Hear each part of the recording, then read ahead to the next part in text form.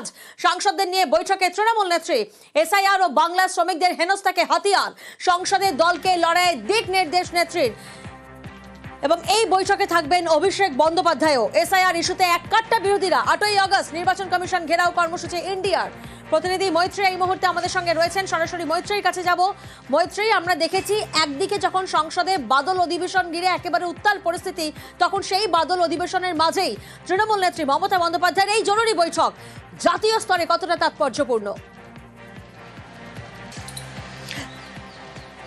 একেবারেই দেখো, অত্যন্ত তাৎপর্যপূর্ণ মুখ্যমন্ত্রী মমতা বন্দ্যোপাধ্যায়ের এই বৈঠক। তার কারণ একদিকে যদি নজর রাখা যায় তাহলে রাজ্যের বিধানসভা নির্বাচন আর খুব বেশি বাকি নেই, 1 বছরেরও কম সময় বাকি রয়েছে রাজ্যের নির্বাচনের। এবং সেখানে দাঁড়িয়ে একদিকে এসআইআর ইস্যু এবং তার সঙ্গে সঙ্গেই বাংলা বাঙালি ইস্যু, এই মুহূর্তে এই দুটো ইস্যুতে কিন্তু গোটা দেশ সরগরম এবং সংসদের অধিবেশন প্রত্যেক দিন সরগরম হচ্ছে। সেই পরিস্থিতিতে দাঁড়িয়ে সাংসদদেরকে তাদের দিক নির্দেশ এবং তাদের আগামী দিনে তাদের পদক্ষেপ কি হবে এবং তারা কিভাবে লড়াই চালিয়ে যাবেন এবং কেন্দ্রকে বিরুদ্ধে কি কি পদক্ষেপ তৃণমূল সাংসদদের তরফ থেকে হওয়া উচিত এবং তাদের ব্যবহার আচার এবং তাদের বক্তব্য, তারা কোন কোন বিষয়কে, মানুষের কোন কোন ইস্যুকে তারা তুলে ধরা উচিত, সেই সমস্ত কিছু নিয়েই কিন্তু আজকের এই বৈঠকে মুখ্যমন্ত্রী মমতা বন্দ্যোপাধ্যায় দিক নির্দেশ দিতে পারেন। এই মুহূর্তে আমরা দাঁড়িয়ে রয়েছি 20 নম্বর রাজেন্দ্র প্রসাদ রোডে, যেটা তৃণমূল কংগ্রেসের, অল ইন্ডিয়া তৃণমূল কংগ্রেসের নয়া কার্যালয়। এবং এখানে কিন্তু তৃণমূলের সাংসদরা তারা এসে উপস্থিত হয়েছেন মুখ্যমন্ত্রীর এই ভার্চুয়াল বৈঠকে। তারা এই নতুন ভবন থেকেই তারা যোগ দেবেন এবং মুখ্যমন্ত্রী তাদেরকে কি বার্তা দেন সেটার দিকেই এখন আমাদের নজর থাকবে।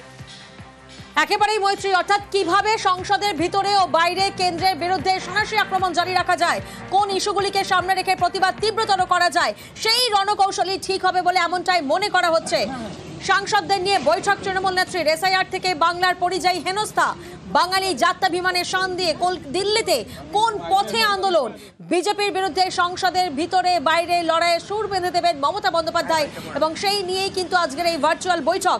মৈত্রী এই মুহূর্তে আমাদের সঙ্গে রয়েছেন, সরাসরি মৈত্রীর কাছে যাব। মৈত্রী, এই বৈঠক কি ইতিমধ্যেই শুরু হয়ে গেছে?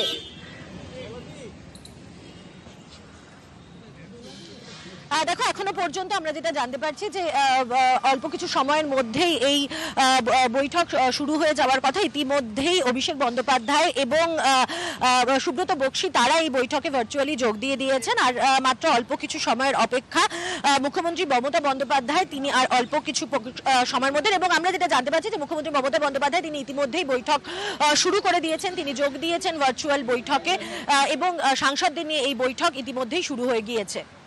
একেবারে মৈত্রী, অর্থাৎ এই বৈঠক শুরু হয়ে গেছে, যে বৈঠকে মূলত তৃণমূল নেত্রী আজ সাংসদদেরকে সেই রণকৌশল স্থির করবেন। এসআইআর এবং বাংলা শ্রমিকদের হেনস্থাকে হাতিয়ার, সংসদের দলকে লড়াইয়ের দিক নির্দেশ নেত্রীর। আর এই বৈঠকে রয়েছেন অভিষেক বন্দ্যোপাধ্যায়, যে বৈঠক ইতিমধ্যেই শুরু হয়ে গিয়েছে। 8ই আগস্ট নির্বাচন কমিশন ঘেরাও কর্মসূচি ইন্ডিয়ার, অর্থাৎ সংসদে সন্ত্রাসী আক্রমণের ছক, সংসদে কিভাবে সংসদের ভিতরে এবং বাইরে কেন্দ্রের বিরুদ্ধে সন্ত্রাসী আক্রমণ জারি রাখা যায়, কোন ইস্যুগুলিকে সামনে রেখে কার্যত প্রতিবাদ তীব্রতর করা যায়, সেই রণকৌশলী কার্যত স্থির হবে আজকের এই বৈঠকে।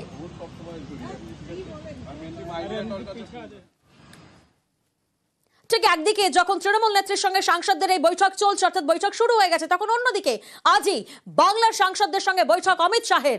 আজ বাংলার বিজেপি সাংসদদের সঙ্গে বৈঠক। এসআইআর ও বাংলার পরিযায়ীদের হেনস্থায় চড়া সুর তৃণমূলের, মোকাবিলা নিয়ে আলোচনার সম্ভাবনা বৈঠকে।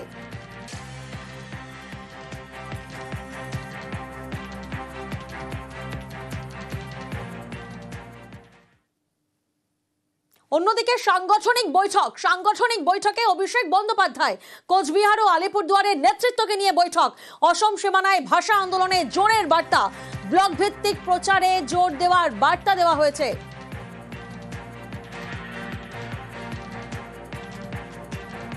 অর্থাৎ সাংগঠনিক বৈঠক অভিষেক বন্দ্যোপাধ্যায়ের, কোচবিহার এবং আলিপুরদুয়ারের নেতৃত্বকে নিয়ে বৈঠক। আবির প্রতিনিধি এই মুহূর্তে আমাদের সঙ্গে রয়েছেন। আবির, সাংগঠনিক এই বৈঠকে মূলত কোন কোন বার্তা দেওয়া হলো?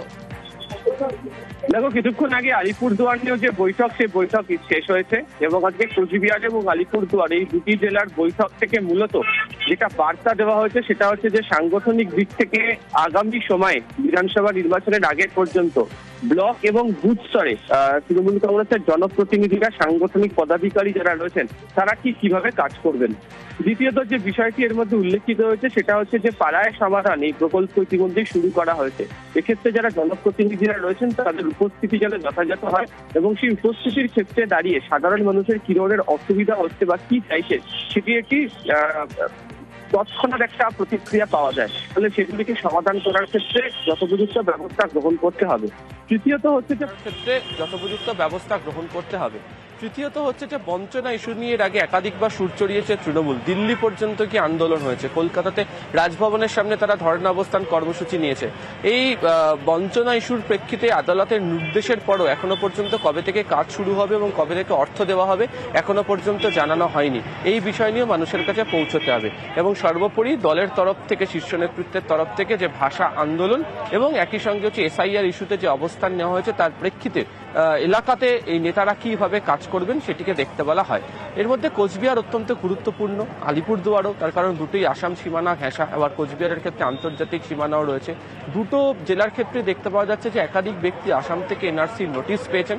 ফলে এক্ষেত্রে দাঁড়িয়ে এই এনআরসি ইস্যুতে এবং তাদের বক্তব্য হচ্ছে যেভাবে আসামের তরফ থেকে এই রাজ্যে বাসিন্দাদেরকে নোটিশ পাঠানো হচ্ছে তার প্রেক্ষিতে আন্দোলন গড়ে তুলতে হবে এবং আগামীকালই কোচবিহারের একাধিক জায়গাতে 19টার মতো জায়গাতে প্রতিবাদ কর্মসূচি পালন করবে কোচবিহার। তবে কোথাও গিয়ে কর্মসূচি পালন বা এই ধরনের নির্দেশ মানতে গিয়ে নেতাদের নিজেদের মধ্যে যেন দ্বন্দ্ব তৈরি না হয়, কোনো জায়গায় দূরত্ব না থাকে, সবাই মিলে একসাথেই যে কাজ করতে হবে, মূলত সেই বার্তাই এই সাংগঠনিক বৈঠকগুলি থেকে আজকে দেওয়া হলো।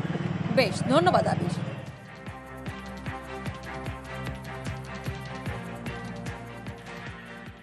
আমরা তো আগামীকাল জেলার 19টা জায়গাতে আমরা অবস্থান বিক্ষোভ কর্মসূচি নিয়েছি। বিরোধী দলনেতা উনি বলেছিলেন 65 জন এমএলএ-কে নিয়ে উপস্থিত হবে। আমরা বলেছিলাম গুনবার জন্য বসে থাকবো। আমাদের ডিসকাশন ছিল, সেই আলোচনাগুলো শেষ হলো এবং এটা মাননীয় নেত্রীর কাছে যাবে এবং আমাদের নেত্রী মমতা বন্দ্যোপাধ্যায় তিনি সবটা দেখে নিয়ে কনসিডারেশন করবেন সব একসাথে। আপনারা তো দেখেছেন লোকসভায়, বিধানসভাগুলোতে দেখবেন। কুচবিহার যেহেতু আসাম সংলগ্ন, আসাম বিজেপির সরকার, হেমন্ত বিশ্ব শর্মাকে দিয়ে কুচবিহারের মানুষকে আতঙ্কিত করা হচ্ছে, প্যানিক তৈরি করার জন্য এই কাজগুলো করা হচ্ছে, যাতে আমরা লোকাল বিজেপি এমএলএদের কাছে সারেন্ডার হয়ে যাই যে আমাদেরকে বাঁচাও, আসাম সরকার আমাদেরকে রক্ষা করো।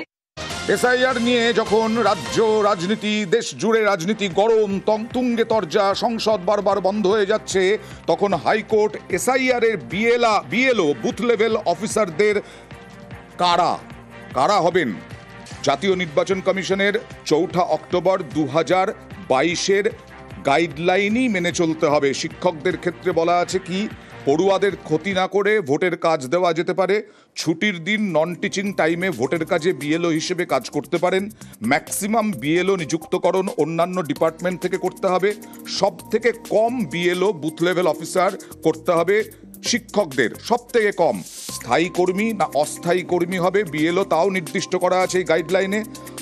আর এখানে গাইডলাইন মানা হচ্ছে না বলে প্রাথমিক শিক্ষকদের 50 থেকে 51 জন তাঁরা মামলা করেছিলেন।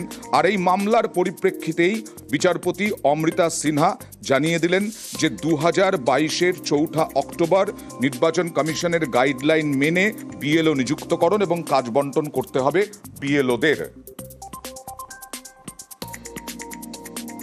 টিচিং আওয়ার্স ফুল করার পরে সেক্ষেত্রে কতটা সময় দিতে পারবে প্রাথমিক শিক্ষক বলুন বা কোনো কর্মী হোক, সেক্ষেত্রে তার ক্ষেত্রে একটু অসুবিধা। ছুটির দিনে করতে পারে বা যেখানে ছাত্রছাত্রীর সংখ্যা কম, এটা করা সম্ভব হতে পারে। 6 দিন যে স্কুলে চাকরি করবে, ছুটির দিনেও যদি সে কাজ করে, তার নিজস্ব কোনো কাজে ছুটি সে পাবে কিনা, সেই একটা প্রশ্ন।